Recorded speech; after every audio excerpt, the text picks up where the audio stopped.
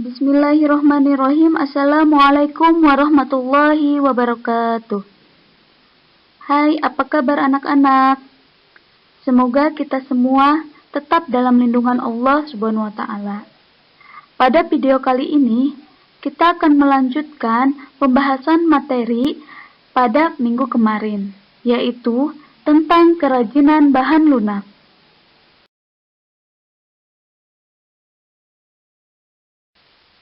Kali ini kita akan membahas tentang jenis dan karakteristik bahan lunak. Tujuan pembelajaran: 1. Menjelaskan kerajinan bahan lunak alam. 2. Memberikan contoh kerajinan bahan lunak alam. 3. Menjelaskan kerajinan bahan lunak buatan. Dan yang keempat, memberikan contoh kerajinan bahan lunak buatan.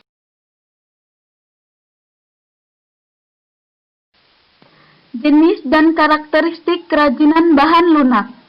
Beberapa bahan lunak yang digunakan dalam pembuatan produk kerajinan terbagi menjadi dua jenis, yaitu 1.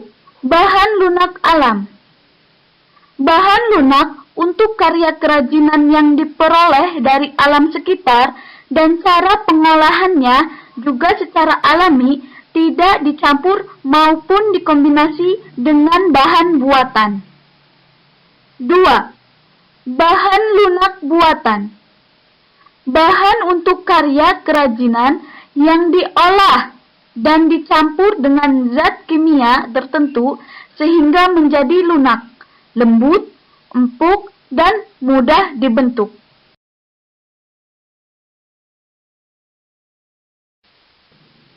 Lihatlah gambar berikut, di mana gambar berikut adalah contoh dari bahan lunak alam dan contoh dari bahan lunak buatan.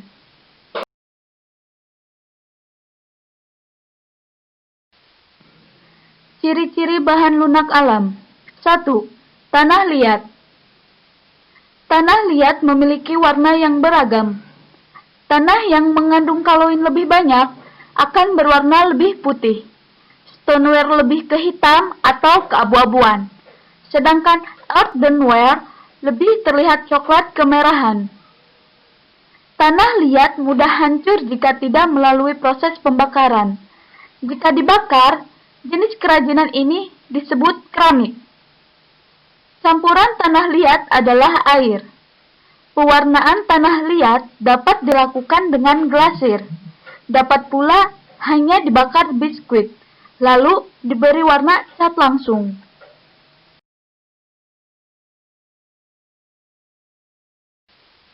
Dua, kulit. Kulit memiliki ciri yaitu kulit berasal dari kulit hewan yang sudah tersamak sehingga mudah dibentuk. Kulit ada yang berwarna hitam, putih, coklat, ataupun krem, sesuai dengan hewan yang dikuliti. Kulit alami jika terbakar akan berbau sate. Kulit tidak tahan air. Jika terkena air akan merusak struktur kulit.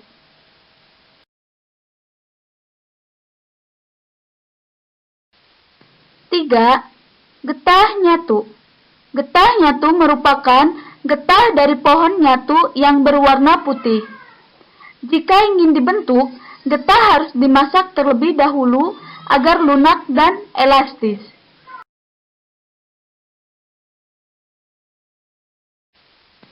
4. Floor clay. Floor clay berasal dari adonan tepung yang dilumat hingga kalis dan mudah dibentuk.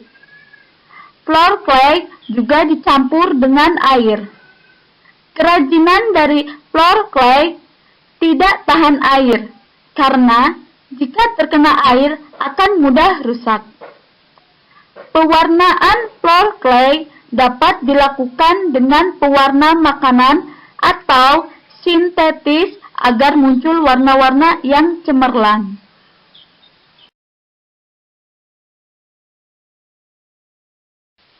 Ciri-ciri bahan lunak buatan. 1. Polimer clay dan plastisin.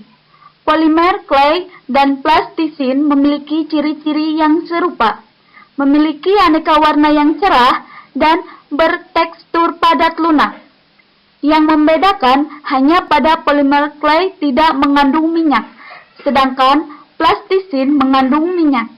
Pada saat pengeringan, polimer clay dapat mengeras, sedangkan plastisin tetap seperti semula.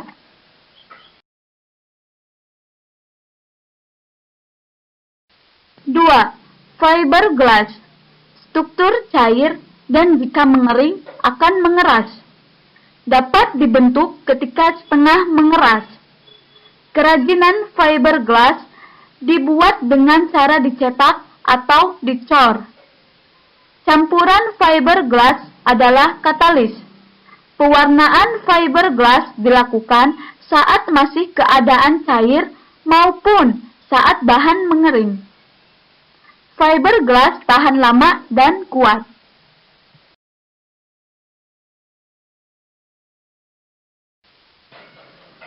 Tiga, lilin dan parafin. Lilin dan parafin berwujud padat, namun jika dipanaskan akan mencair. Pengolahan kerajinan dilakukan dengan cara cetak atau cor. Pewarnaan dilakukan saat lilin mencair. Lilin dan parafin dapat dicampur dengan aroma pewangi. Lelehan lilin atau parafin yang terbuang dapat dipanaskan dan dicetak kembali.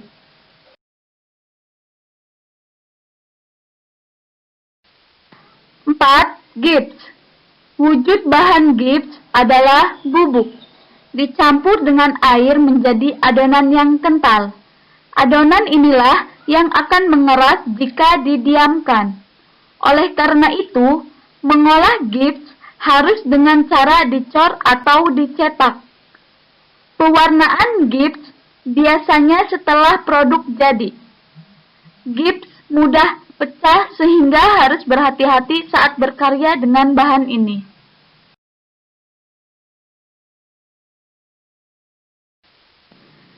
Lima, sabun. Sabun berwujud padat, sehingga dapat langsung diukir saat padat. Sabun dapat pula diparut atau dihaluskan, dan dibentuk seperti floor clay. Sabun yang didiamkan akan mengeras. Pewarnaan sabun dilakukan dengan mempertahankan warna sabun atau dapat pula ditambah biang warna saat sabun dibuat adonan.